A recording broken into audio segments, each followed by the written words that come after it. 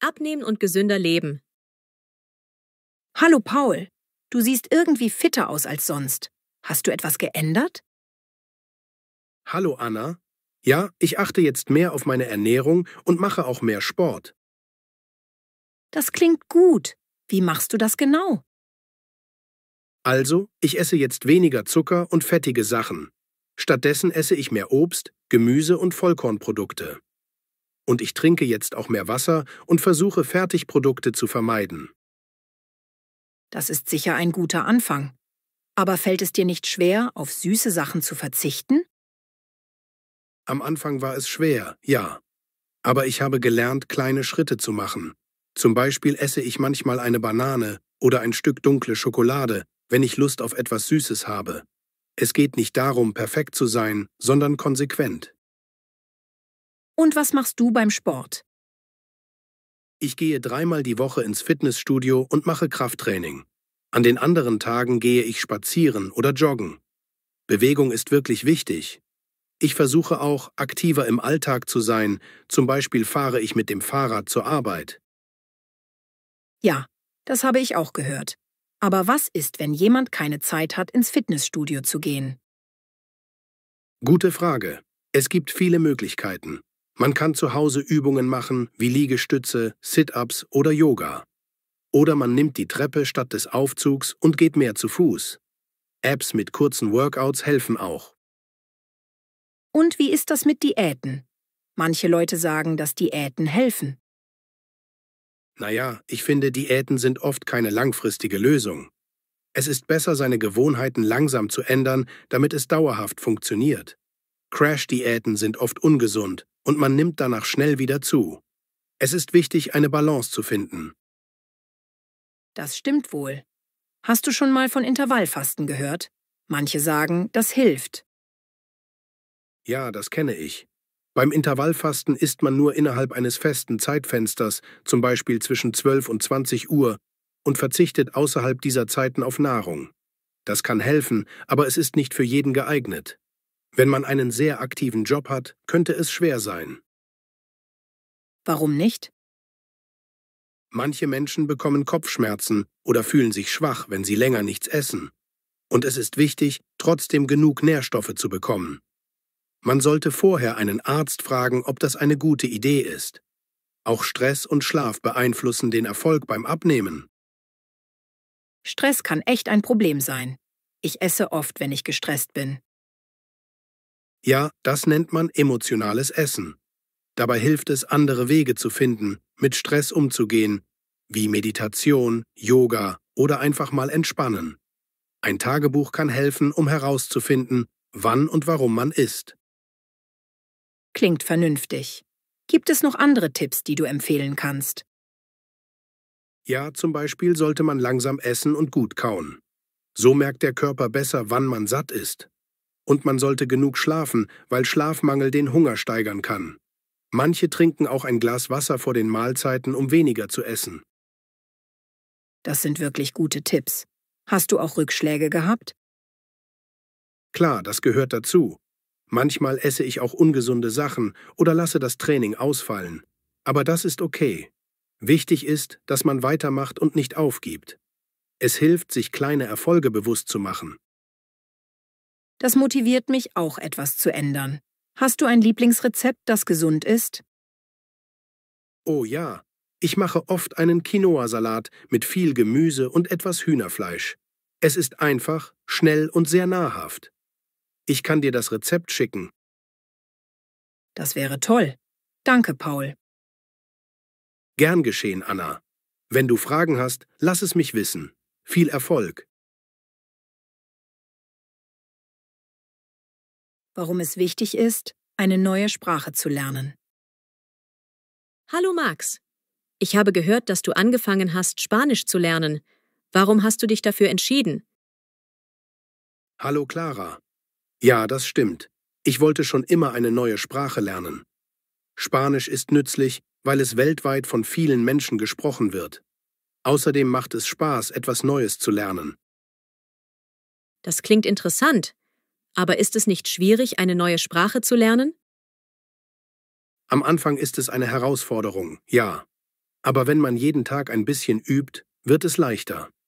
Ich benutze Apps wie Duolingo und sehe mir Filme auf Spanisch mit Untertiteln an. Außerdem versuche ich, neue Wörter direkt im Alltag zu verwenden. Das ist eine gute Idee. Gibt es noch andere Vorteile, wenn man eine neue Sprache lernt? Ja, viele. Es hilft zum Beispiel, die Karrierechancen zu verbessern. Arbeitgeber suchen oft nach Leuten, die mehrere Sprachen sprechen. Es ist auch toll für Reisen. Man kann mit Einheimischen sprechen und die Kultur besser verstehen. Außerdem trainiert es das Gehirn und verbessert das Gedächtnis. Stimmt, das macht Sinn. Aber ich finde Grammatik immer so kompliziert. Wie gehst du damit um? Die Grammatik kann schwer sein, aber ich konzentriere mich zuerst auf das Sprechen und Verstehen. Später arbeite ich an den Details. Fehler zu machen ist okay, das gehört zum Lernen dazu. Und wenn ich wirklich nicht weiterkomme, frage ich einen Lehrer oder suche Erklärungen im Internet. Hast du auch schon mal an einem Sprachkurs teilgenommen? Ja, ich habe einen Online-Kurs gemacht. Es war sehr hilfreich, weil ich dort mit anderen Übungspartnern sprechen konnte. Gruppenübungen machen wirklich Spaß. Und die Lehrer geben oft gute Tipps, wie man schneller Fortschritte macht. Und wie bleibst du motiviert? Ich habe oft angefangen, eine Sprache zu lernen, aber dann aufgegeben. Ich setze mir kleine Ziele, wie zum Beispiel einen kurzen Text schreiben oder 10 neue Wörter lernen. Ich belohne mich auch, wenn ich ein Ziel erreiche. Außerdem hilft es, einen Lernpartner zu haben, der einen motiviert. Manchmal stelle ich mir vor, wie es wäre, fließend zu sprechen. Das motiviert mich. Hast du einen Dijin-Lernpartner für Spanisch? Ja, ich habe einen Tandempartner. Wir sprechen einmal pro Woche über Zoom. Er hilft mir mit Spanisch und ich helfe ihm mit Deutsch. Das ist ein guter Austausch. Es ist auch eine gute Gelegenheit, die Kultur des anderen kennenzulernen. Das klingt echt toll. Gibt es auch Nachteile beim Sprachenlernen? Man braucht viel Geduld und Zeit. Es ist nichts, was man in ein paar Wochen lernt. Aber wenn man dranbleibt, merkt man schnell Fortschritte und das motiviert. Manchmal gibt es Frustration, wenn man nicht sofort alles versteht, aber das ist normal. Wichtig ist, realistische Erwartungen zu haben. Denkst du, es ist je zu spät, eine neue Sprache zu lernen? Nein, niemals. Ich kenne Leute, die mit 60 oder 70 angefangen haben und viel Spaß daran hatten. Das Gehirn bleibt aktiv und man lernt immer etwas Neues. Man muss nur die richtige Methode für sich finden. Das ist wirklich inspirierend. Vielleicht sollte ich auch anfangen. Welche Sprache würdest du mir empfehlen? Das kommt darauf an, was dich interessiert. Wenn du gerne reist, wäre vielleicht Italienisch oder Französisch gut. Wenn du beruflich davon profitieren möchtest, könnten Englisch oder Chinesisch sinnvoll sein. Oder du suchst eine Sprache aus, die dir einfach Spaß macht. Gute Tipps. Gibt es noch andere Ressourcen, die du empfehlen kannst? Ja, viele. Sprachlern-Apps, Podcasts, YouTube-Videos und sogar Bücher für Anfänger. Man kann auch Musik in der Sprache hören oder mit Muttersprachlern schreiben, zum Beispiel über Sprachlernforen. Es gibt auch viele Spiele, die das Lernen interessanter machen. Und was ist, wenn man ins Stocken gerät und nicht weiterkommt? Dann hilft es, eine Pause einzulegen und etwas Neues auszuprobieren. Vielleicht ein Lied lernen, ein einfaches Buch lesen oder sogar eine Sprachreise machen. Manchmal braucht man nur eine neue Perspektive, um weiterzukommen. Danke, Max. Du hast mich wirklich motiviert. Ich glaube, ich probiere es mal mit Italienisch. Das ist eine tolle Wahl, Clara. Viel Erfolg dabei und wenn du Tipps brauchst, lass es mich wissen. Und vergiss nicht, Spaß dabei zu haben. Warum die mentale Gesundheit wichtig ist. Hallo Jonas, wie geht es dir in letzter Zeit? Du wirkst ein bisschen gestresst. Hallo Lisa. Ja, ich bin in letzter Zeit wirklich gestresst. Es gibt so viele Dinge bei der Arbeit und im Privatleben, die mich belasten. Das tut mir leid zu hören. Hast du schon überlegt, etwas für deine mentale Gesundheit zu tun? Ehrlich gesagt nicht wirklich. Ich weiß nicht, wo ich anfangen soll. Hast du irgendwelche Tipps? Klar. Es gibt viele Möglichkeiten, die mentale Gesundheit zu verbessern. Zum Beispiel hilft es, kleine Pausen im Alltag einzulegen und sich bewusst Zeit für sich selbst zu nehmen. Das klingt einfach, aber ich finde es schwierig, Zeit für mich zu finden. Was machst du, um dich zu entspannen? Ich mache gerne Yoga oder gehe spazieren. Bewegung hilft mir, den Kopf frei zu bekommen. Manchmal schreibe ich auch Tagebuch, um meine Gedanken zu ordnen. Außerdem versuche ich, abends das Handy wegzulegen, um besser abschalten zu können. Tagebuch schreiben? Das klingt interessant. Worum geht es dabei? Es hilft, meine Gefühle und Gedanken aufzuschreiben. Das kann Stress abbauen und Klarheit schaffen.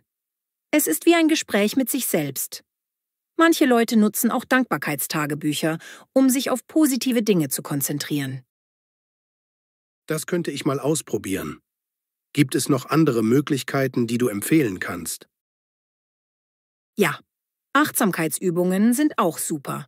Zum Beispiel kann man für ein paar Minuten einfach auf die Atmung achten oder eine geführte Meditation machen. Es hilft, im Moment zu bleiben und den Stress zu reduzieren. Ich höre auch gerne beruhigende Musik oder Naturgeräusche. Ich habe schon mal von Meditation gehört, aber ich dachte immer, das sei nichts für mich. Viele denken das, aber es gibt verschiedene Arten von Meditation. Du könntest mit einer App wie Calm oder Headspace anfangen. Sie bieten kurze und einfache Übungen für Einsteiger. Oder du versuchst progressive Muskelentspannung. Das ist auch sehr effektiv. Das klingt machbar. Aber was ist, wenn der Stress zu viel wird? Wann sollte man professionelle Hilfe suchen? Wenn du das Gefühl hast, dass du es alleine nicht mehr schaffst oder deine Probleme deinen Alltag stark beeinträchtigen, solltest du mit einem Therapeuten oder Berater sprechen. Es ist keine Schwäche, Hilfe zu suchen. Im Gegenteil, es zeigt Stärke. Manchmal hilft es auch schon, in einer Selbsthilfegruppe Gleichgesinnte zu finden. Das stimmt. Ich glaube, viele haben Angst davor, professionelle Hilfe in Anspruch zu nehmen. Ja, leider gibt es immer noch Vorurteile. Aber immer mehr Menschen erkennen, wie wichtig mentale Gesundheit ist. Selbstgespräche mit Freunden oder Familie können helfen. Manchmal reicht es, jemanden zu haben, der einfach zuhört, ohne zu urteilen. Hast du selbst schon mal professionelle Hilfe in Anspruch genommen? Ja, vor ein paar Jahren. Ich hatte eine schwierige Phase und wollte mit jemandem reden, der neutral ist. Es hat mir wirklich geholfen, meine Gedanken zu sortieren und besser mit meinen Gefühlen umzugehen. Ich habe auch gelernt, wie wichtig Routinen sind, um stabil zu bleiben. Das macht mir Mut. Ich denke, ich sollte mehr auf mich achten und vielleicht auch mal mit jemandem reden. Das ist eine gute Idee. Denk daran, dass du nicht allein bist. Es gibt so viele Ressourcen und Menschen, die helfen können. Fang klein an, zum Beispiel mit einer neuen Routine für deinen Alltag, wie früher schlafen gehen oder morgens kurz meditieren. Gibt es etwas, das du jeden Tag für deine mentale Gesundheit machst? Ja, ich mache jeden Morgen eine kleine Dankbarkeitsübung. Ich denke an 3 Dinge, für die ich dankbar bin. Das gibt mir einen positiven Start in den Tag. Abends reflektiere ich, was gut gelaufen ist. Kleine Dinge machen oft den größten Unterschied. Das ist ein toller Ansatz. Danke, Lisa. Dein Rat hat mir wirklich geholfen. Ich werde versuchen, einige deiner Tipps umzusetzen. Das freut mich, Jonas. Pass auf dich auf und denk daran. Deine mentale Gesundheit ist genauso wichtig wie deine körperliche Gesundheit. Und wenn du mal reden willst, ich bin da. Warum Minimalismus wichtig ist. Hallo Lukas, ich habe gesehen, dass du so ordentlich und organisiert bist. Wie schaffst du das? Hallo Emma. Danke. Ich versuche minimalistisch zu leben. Das bedeutet, nur die Dinge zu behalten, die ich wirklich brauche oder die mir Freude bereiten. Minimalismus? Das klingt interessant. Wie bist du dazu gekommen? Es hat angefangen, als ich gemerkt habe, wie viel unnötigen Kram ich hatte. Es hat mich gestresst und ich wollte mich auf das Wesentliche konzentrieren. Also habe ich angefangen, auszumisten. Dabei habe ich auch viele Dinge gespendet oder verschenkt, was mir ein gutes Gefühl gegeben hat. Ich würde das auch gerne machen, aber es fällt mir schwer, Dinge wegzugeben. Hast du Tipps? Klar, fange mit kleinen Schritten an. Zum Beispiel könntest du mit einem Bereich wie deinem Kleiderschrank beginnen. Frag dich bei jedem Teil, trage ich das wirklich noch? Wenn nicht, kannst du es spenden oder verkaufen. Ein anderer Ansatz ist die 90-Tage-Regel. Wenn du etwas in den letzten 90 Tagen nicht benutzt hast und es in den nächsten 90 Tagen wahrscheinlich nicht brauchst, kannst du es loslassen. Das klingt machbar. Aber wie vermeidest du es, wieder neue Dinge anzuschaffen? Ich frage mich immer, brauche ich das wirklich? Oft warte ich ein paar Tage, bevor ich etwas kaufe. Meistens merke ich, dass ich es gar nicht brauche. Außerdem setze ich mehr auf Qualität statt Quantität. Und ich schreibe mir auf, welche Dinge ich bereits besitze, um Doppelanschaffungen zu vermeiden. Das macht Sinn. Aber was machst du mit Dingen, die einen sentimentalen Wert haben? Das ist eine Herausforderung. Einige Erinnerungsstücke behalte ich, aber ich versuche sie zu reduzieren. Fotos digitalisiere ich zum Beispiel, und bei anderen Sachen frage ich mich, erinnert mich das wirklich an etwas Wichtiges oder kann ich loslassen? Ich bewahre sentimentale Dinge in einer speziellen Kiste auf, die ich nur gelegentlich anschaue. Und wie hat sich dein Leben durch Minimalismus verändert? Es ist viel einfacher geworden. Ich habe mehr Platz, weniger Stress und kann mich besser auf die wichtigen Dinge konzentrieren. Es fühlt sich befreiend an. Ich merke auch, dass ich mehr Zeit für meine Hobbys und Beziehungen habe, weil ich weniger Zeit mit Aufräumen oder Suchen verbringe. Das klingt wirklich gut. Aber ist es nicht langweilig, so wenig zu haben? Überhaupt nicht. Es geht nicht darum, nichts zu haben, sondern nur das zu behalten, was dir wichtig ist. Dadurch hat alles in meinem Leben mehr Bedeutung. Es ist ein bewussteres Leben und ich genieße die Einfachheit. Denkst du, Minimalismus spart auch Geld? Absolut. Ich kaufe weniger und überlege mir genau, wofür ich Geld ausgebe. Dadurch kann ich es für Erlebnisse oder Dinge verwenden, die mir wirklich wichtig sind. Zum Beispiel reise ich jetzt mehr oder investiere in Dinge, die langfristig halten.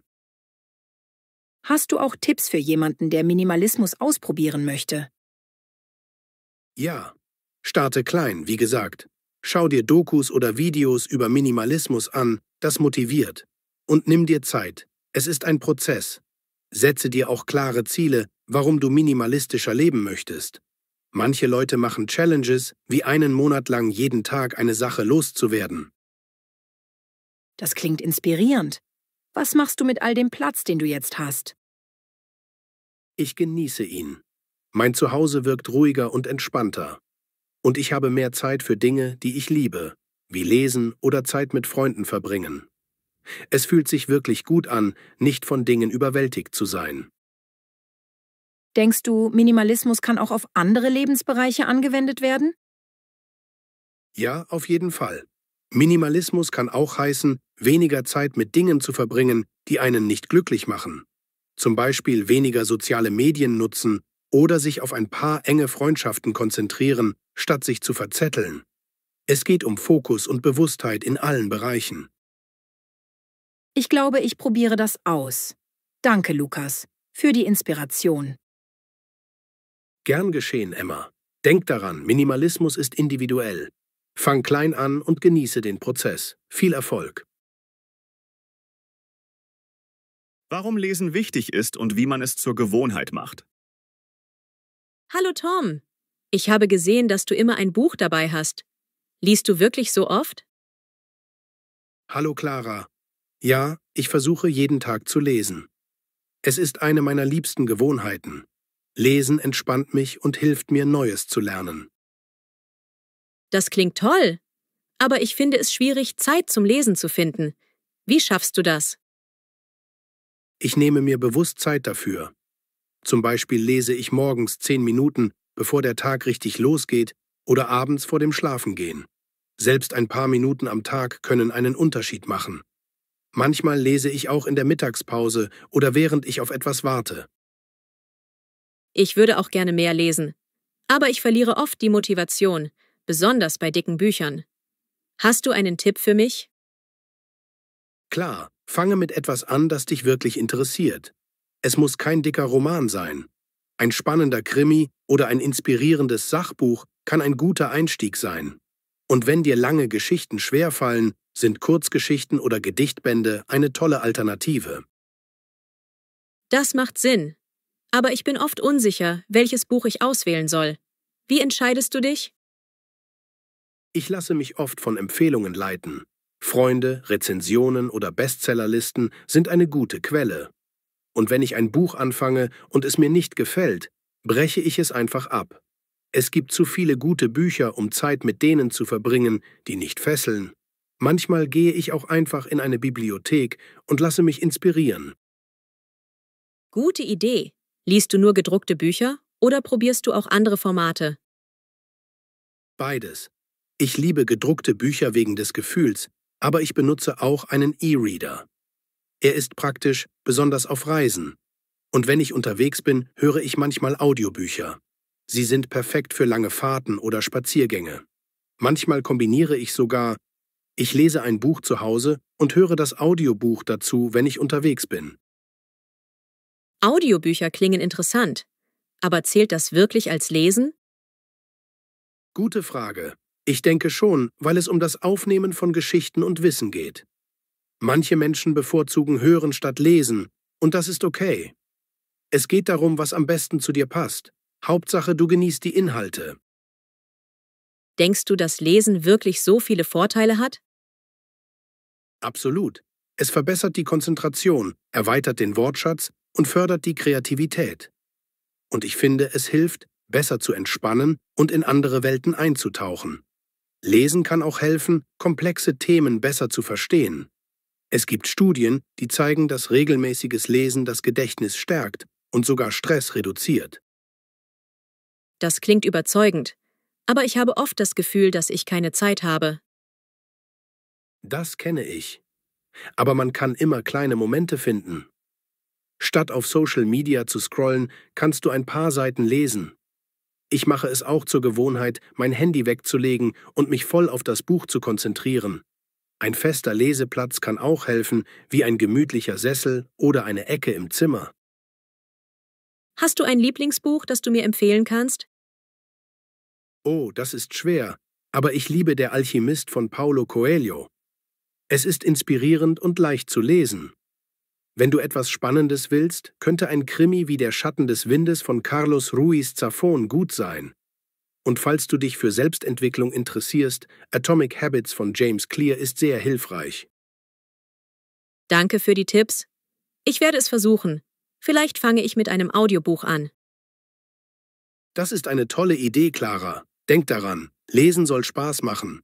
Finde das Format und die Geschichten, die zu dir passen. Viel Erfolg! Hast du noch weitere Strategien, um das Lesen wirklich zur Gewohnheit zu machen? Ja, ich setze mir Ziele, zum Beispiel ein Buch pro Monat. Und ich mache aus Lesen etwas Besonderes. Eine Tasse Tee, eine Kuscheldecke und ein gutes Buch. Das ist wie ein kleines Ritual. Wenn du dir auch eine Lese-Community suchst, wie einen Buchclub, kannst du dich mit anderen austauschen, was sehr motivierend sein kann. Das klingt wunderbar. Ich glaube, ich probiere das aus. Danke, Tom, für die vielen Tipps. Gern geschehen, Clara. Viel Spaß beim Lesen. Und wenn du ein gutes Buch entdeckst, erzähl mir davon. Warum Sport wichtig ist und wie man eine Routine entwickelt. Hallo Marc, du wirkst so energiegeladen. Machst du Sport? Hallo Julia. Ja, ich versuche regelmäßig zu trainieren. Es gibt mir Energie und hilft mir, den Kopf frei zu bekommen. Das klingt toll. Aber ich finde es schwierig, mit dem Sport anzufangen. Wie hast du das geschafft? Ich habe klein angefangen. Zuerst bin ich nur ein paar Minuten am Tag spazieren gegangen. Mit der Zeit habe ich dann andere Dinge ausprobiert, wie Joggen und Krafttraining. Das Wichtigste ist, etwas zu finden, das dir Spaß macht. Manche Leute tanzen gerne, andere bevorzugen Mannschaftssportarten wie Volleyball oder Fußball. Das macht Sinn. Aber ich habe oft das Gefühl, dass ich keine Zeit habe. Wie integrierst du Sport in deinen Alltag? Ich plane meine Trainingseinheiten wie einen festen Termin.